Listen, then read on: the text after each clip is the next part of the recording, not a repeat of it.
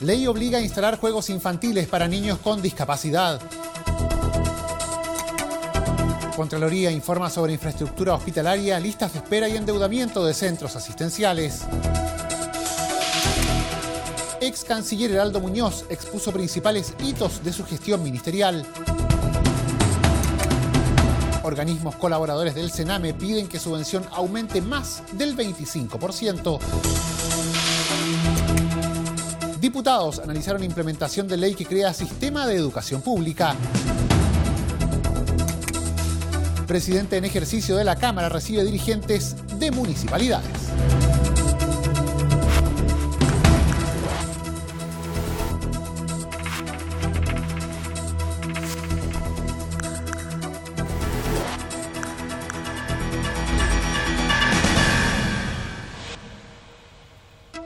¿Cómo están? Los saludamos, le damos la bienvenida a una nueva edición de noticias aquí en Frecuencia Legislativa. Revisaremos los principales hechos que han marcado la pauta en las últimas horas en la Cámara de Diputados. Partimos contándoles que con el voto afirmativo de 140 parlamentarios y una abstención se ratificaron en la Cámara las enmiendas del Senado al proyecto que establece la obligatoriedad de instalar juegos infantiles no mecánicos en espacios públicos y privados para niños y niñas en situación de discapacidad.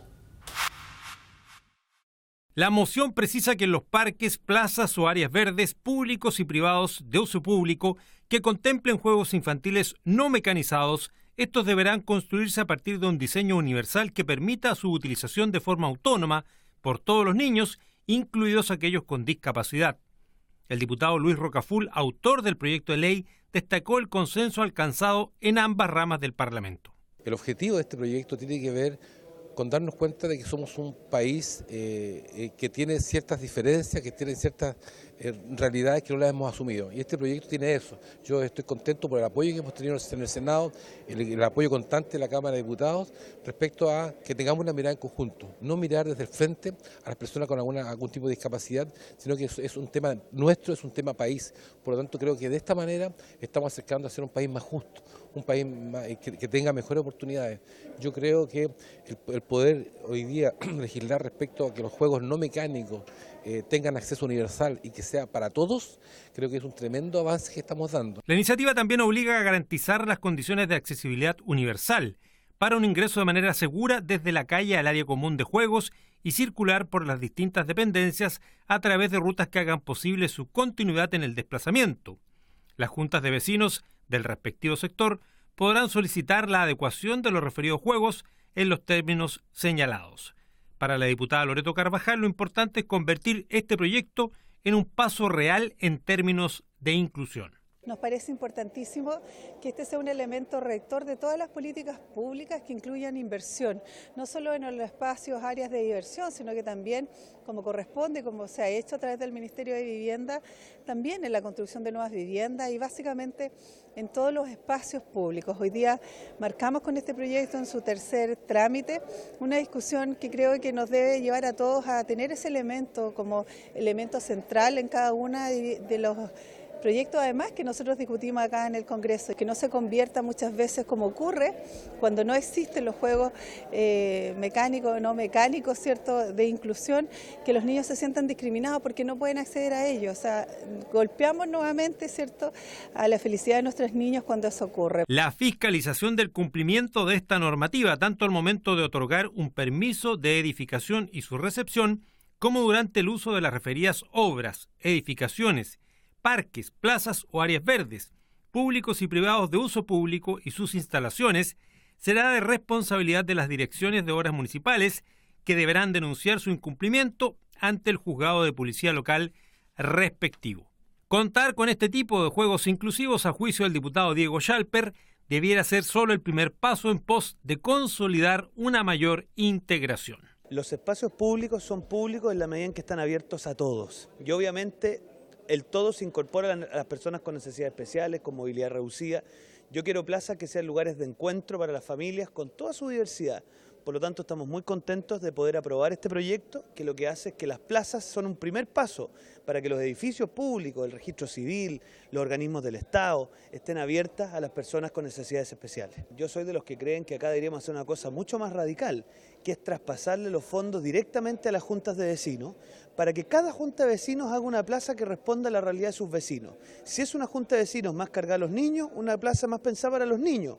Hay otra junta de vecinos donde se carga para los adultos mayores. Entonces, hagamos que las plazas sean expresión de ese sentir colectivo, porque lo que se traduce en la práctica es que la gente cuida más sus plazas cuando son construidas por ellos mismos.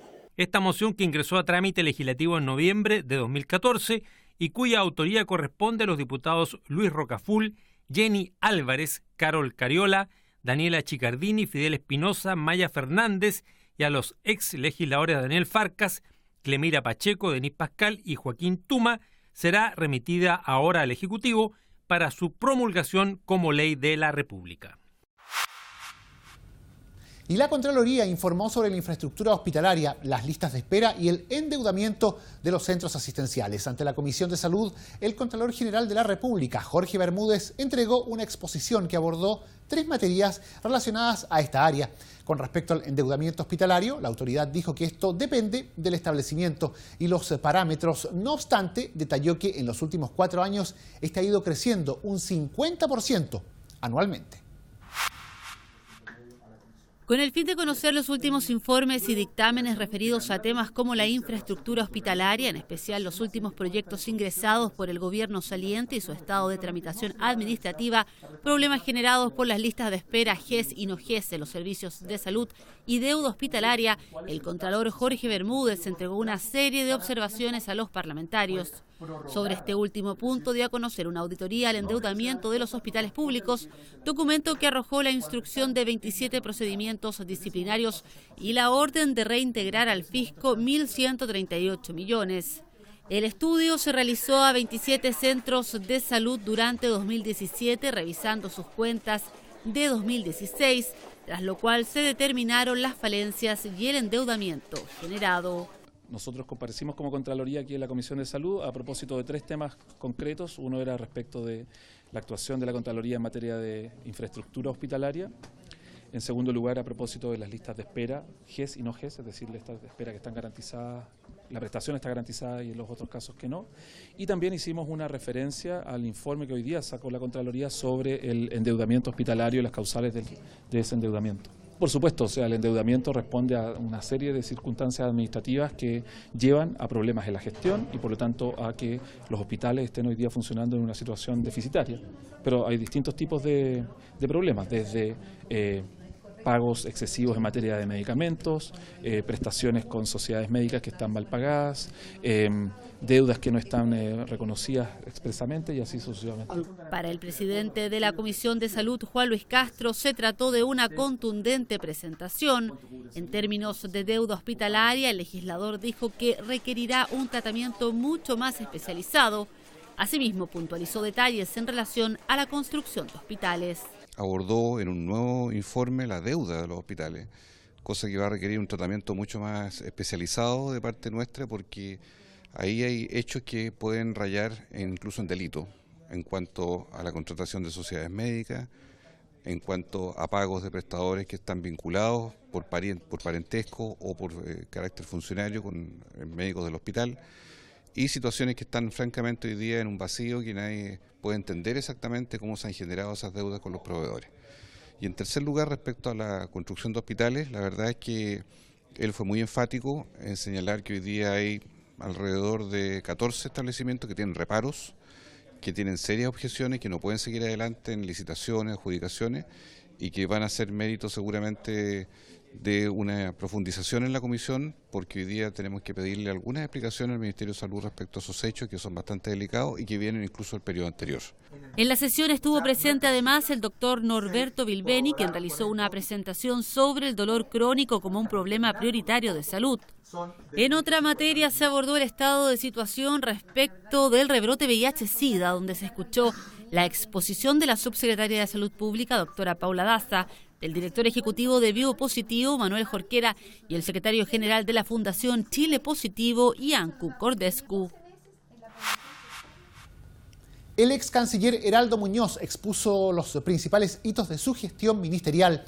Ante la Comisión de Relaciones Exteriores, el personero realizó un balance de la política exterior chilena en los últimos 4 años. Además, la instancia suscribió una declaración en la que rechaza el uso unilateral de la fuerza por parte de Estados Unidos contra Siria. El ex canciller Heraldo Muñoz expuso ante la Comisión de Relaciones Exteriores de la Cámara los principales hitos de su gestión ministerial.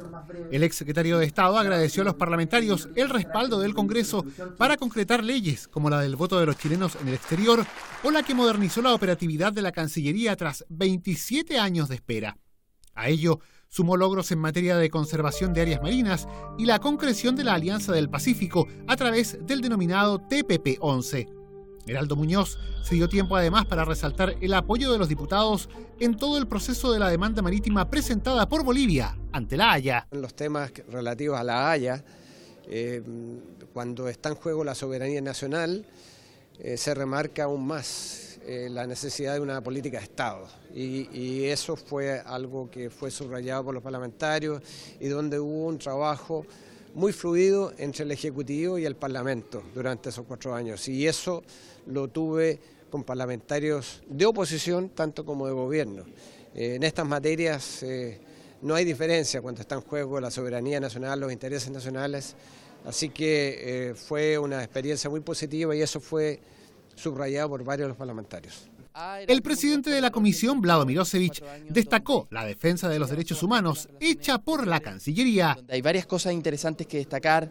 Primero, en materia de acuerdos de paz, Chile colaboró y siguió el acuerdo de paz fue observador, ¿no es cierto?, entre Colombia y la FARC, ayudó mucho en ese proceso.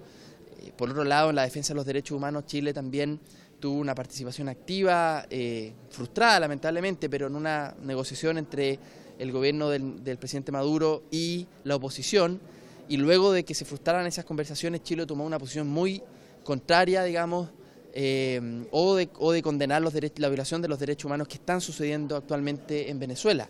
Por su parte, el diputado Francisco Undurraga valoró la solidez de la exposición, que abarcó una multiplicidad de aspectos. Se trataron las gestiones que él hizo y las acciones que él desarrolló durante este periodo. Se vieron fundamentalmente enfocadas al tema, al plano de las relaciones internacionales, sobre todo a nivel económico, tratados de libre comercio, relaciones con Asia-Pacífico, múltiples tratados, etcétera. Y la verdad es que nosotros quedamos muy satisfechos.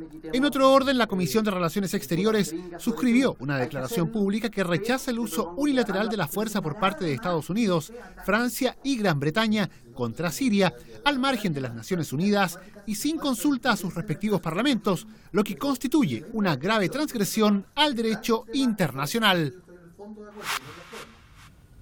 Y organismos colaboradores del Sename piden que la subvención aumente más de un 25%. Ante la Comisión de Constitución, los representantes de las fundaciones Ciudad del Niño y Misión de María, además del Hogar de Cristo y la Corporación María Ayuda, expusieron su visión respecto a este proyecto de ley que aumenta la subvención base que reciben las instituciones que hoy son colaboradoras del Sename. Residencias aún más especializadas y financiamiento para mayores profesionales y técnicos calificados es parte del petitorio que realizaron ante la Comisión de Constitución los representantes de organismos colaboradores del Sename en el marco del estudio del proyecto de ley que aumenta en un 25% el financiamiento para los centros del Servicio Nacional de Menores. Al respecto, el presidente de la instancia, Hugo Gutiérrez, expresó que las instituciones colaboradoras están funcionando con un déficit evidente, pero la subvención que propone el proyecto es una ayuda para que los centros puedan mejorar. Por supuesto, con esta subvención no vamos a solucionar los problemas, pero la sola circunstancia de que haya centros residenciales que están siendo cerrados producto de la falta de recursos económicos que eventualmente se podrían paliar con esta cantidad que va a servir de subvención. Creo que eso sería un camino ideal. Lamentablemente ese camino no pudimos asumirlo, tanto los organismos colaboradores como el Ministerio de Justicia, como también gran parte de los diputados estaban disponibles para avanzar en este proyecto de ley, pero bueno, no fue así y se postergó y espero ya que la próxima semana, ya de vuelta de la distrital, podamos votarlo. El diputado René Zafirio, en tanto, planteó definir un nuevo modelo para el Sename antes de aumentar los recursos en algo que ha fracasado. Lo primero que tiene que hacer el país es definir un modelo de intervención para los niños, niñas y adolescentes. Después, evaluar cuánto cuesta la implementación y la ejecución de ese modelo y, por último, discutir los recursos necesarios en el próximo proyecto de ley de presupuesto. Paralelamente con eso, me he reunido con el ministro secretario general de la Presidencia y con el subsecretario. Les he pedido que se retire de tramitación este proyecto, el de las subvenciones, y se ponga suma urgencia al proyecto que crea el Servicio de Atención Especializada de Niños, al Servicio de Responsabilidad Penal Adolescente y al proyecto de ley de adopción. Desde el oficialismo, el diputado Jorge Alessandri señaló que los tiempos legislativos son lentos y el aumento de recursos es urgente. Este aumento de recursos yo creo que es urgente y algunos diputados planteaban no podemos entregar recursos mientras no sepamos bien para qué es. Yo creo que son dos cosas simultáneas. Hay que aumentar los recursos y luego sobre la marcha podemos ir viendo cómo fiscalizarlos mejor, dónde entregarlos, en qué programas trabajar, pero los tiempos legislativos son demasiado lentos, entonces si usted lo deja a la discusión legislativa van a ser 2 años y los niños del Sename claramente no pueden esperar. La iniciativa busca subir en alrededor de 500.000 pesos el monto por niño que entrega el gobierno a las residencias colaboradoras y por otro lado aumentar su fiscalización con el propósito de velar por el buen uso de los recursos. Y los diputados analizaron la implementación de la ley que crea el sistema de educación pública. Para el debate concurrieron el ministro Gerardo Varela, el subsecretario Raúl Figueroa, el director nacional de Educación Pública Rodrigo Egaña y los directores ejecutivos de los servicios locales de educación pública de Barrancas y Puerto Cordillera, entre otras autoridades del sector. Dada la complejidad del tema, el grupo parlamentario continuará la discusión en la sesión del próximo lunes 7 de mayo. En el presente año comenzó la implementación del nuevo sistema de educación pública que contempla el traspaso gradual en 7 años de las escuelas y colegios administrados por los 345 municipios del país a 70 servicios locales de educación pública. Interesados en conocer y analizar dicho proceso, los diputados de la Comisión de Educación recibieron, entre variadas autoridades del sector, al ministro y al subsecretario del ramo, Gerardo Varela y Raúl Figueroa, respectivamente, y al titular de la Dirección de Educación Pública, Rodrigo Egaña, quien fue el principal exponente en la jornada. Egaña valoró la forma en que se ha ido verificando el proceso de instalación de los servicios, aunque reconoció que aún es temprano para realizar evaluaciones sobre la calidad.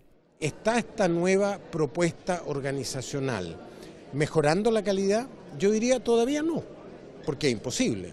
Llevamos recién un mes de clases bajo el nuevo sostenedor de servicio local, pero sí empiezan ya a haber iniciativas muy importantes de las cuales vamos a venir a dar cuenta en una próxima reunión de esta misma Comisión de Educación de la Cámara de Diputados. Ya fuimos invitados para el día 7 de mayo en la tarde para poder empezar a trabajar con más detalle todos los temas de cómo en los servicios locales estamos enfrentando el tema de la calidad.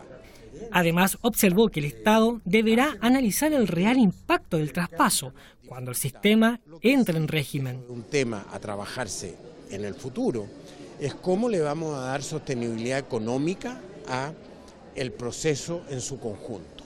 Que eso es, recién estamos con 2 servicios de 70 que se van a crear en los próximos 7 años. Vamos a completar los 70 y se va a ir tomando la real dimensión del sistema de educación pública en su totalidad.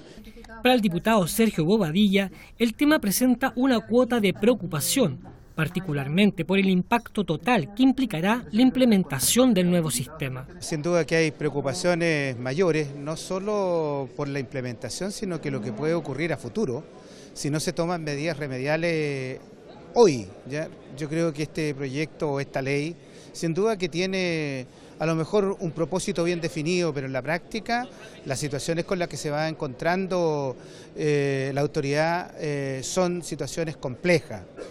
Aquí se ha manifestado en reiteradas oportunidades, se manifestó en el pasado que no iban a haber despedido. Yo creo que de acuerdo a la aplicación de esta ley sí van a haber desvinculaciones. No todo el personal va a ser traspasado a este nuevo servicio. Por otro lado, los montos de financiamiento que se pensaron o se dijeron originalmente para la implementación de esta ley y, por cierto, en régimen, no estarían siendo los que inicialmente se dijo. Por lo tanto, es una situación más bien compleja. El diputado Juan Santana destacó la información recibida, pero enfatizó que aún es muy pronto para realizar evaluaciones reales en torno a cómo se avanza en calidad en la educación. Durante décadas las municipalidades demostraron que no cuentan con las condiciones humanas para poder hacerse cargo de lo que significa la educación pública de nuestro país. Por lo tanto, lo que estamos iniciando ahora es que luego de 35 años hay una institución del Estado que se está haciendo cargo de la educación pública y por lo tanto también nosotros consideramos pertinente darle tiempo para que estos servicios puedan funcionar y puedan entrar en vigencia como corresponde y a partir de un tiempo o de un periodo determinado poder hacer una evaluación de cuál va a ser el funcionamiento de estos mismos. Seguramente en la próxima comisión de Educación de la Cámara de Diputados vamos a trabajar más a fondo los aspectos ligados con la calidad de la educación pública en esta nueva institucionalidad. Hay desafíos que también tienen que ver con cómo garantizamos seguridad laboral en algunos actores de la educación como los asistentes de la educación y consideramos importante que la Comisión de Educación de la Cámara de Diputados realice un trabajo propositivo, un trabajo mirando al futuro y también considerando que estos servicios recién están entrando en vigencia para poder hacer una evaluación posterior. Conforme a lo informado, en marzo comenzaron a funcionar los servicios locales de Barrancas, que comprende las comunas de Pudahuel, Lo Prado y Cerro Navia, y el de Puerto Cordillera, que incluye las comunas de Coquimbo y Andacollo. Sumados, totalizan 104 establecimientos traspasados. A los anteriores se sumarán pronto otros 124, correspondientes a los servicios de Costa Araucanía, que comprende las comunas de Carahue, Nueva Imperial, Saavedra, Teodoro Schmidt y Tolten, y de Huasco, con las comunas de Alto del Carmen, Freirina, Huasco y Vallenar. Y el presidente en ejercicio de la Cámara, Jaime Mulet, recibió una delegación encabezada por Felipe Del Pin, presidente de la Asociación Chilena de Municipalidades. Todos los detalles los vemos en la siguiente nota.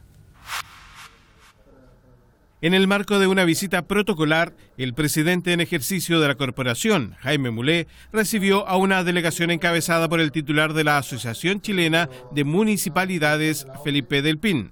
En ese contexto, las autoridades trataron una serie de temas relacionados con los problemas que aquejan a los municipios del país y también sobre la regionalización.